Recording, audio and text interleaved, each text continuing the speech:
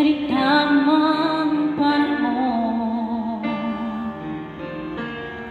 kung bakit ngayon ko lang natagpuan ang isang katulad mo.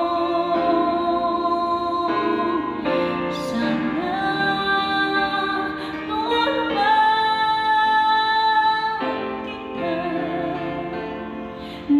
kita